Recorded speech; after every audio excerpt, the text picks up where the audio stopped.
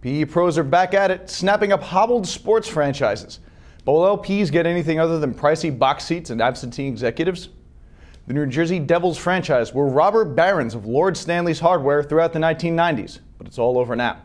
Last week, Apollo's Josh Harris and Blackstone's David Blitzer struck a deal to buy the team for more than $300 million. Sadly, it's not because the Devs are the hottest thing this side of Hoboken. The team is among several in the NHL that's run into financial difficulties, thanks to a series of labor disruptions that tainted the league's image with fans.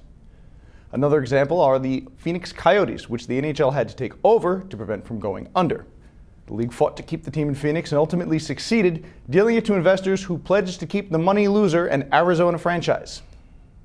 The ice isn't the only place you might turn up chilly valuations. Privately, league watchers say that the NBA expanded too aggressively and into markets where it has not been able to establish a new fan base. That's resulted in some teams seeking out a new financial partner. One source said the Minnesota Timberwolves have reached out to potential partners to sell a small minority stake in the Twin Cities team. And when you look at the bottom third of the NBA by attendance, that's where the M&A opportunities are most prevalent lately. More than half of the 7 most poorly attended franchises either moved or went up for sale within the last decade.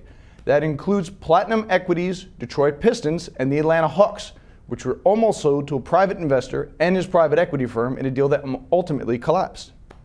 As somebody who watches puck, hoops, and the PE market regularly, I have to wonder whether vanity deals for folks like Apollo's Harris or Platinum's Tom Gores means for their fund's investors. Apollo didn't spend for the Devils, that was all Harris. But these player signings and announcements is time spent away from their portfolio, and that's still their biggest obligation, regardless of how they might think a Stanley Cup or a Larry O'Brien trophy looks on their mantle. I'm John Marino, and that's the deal.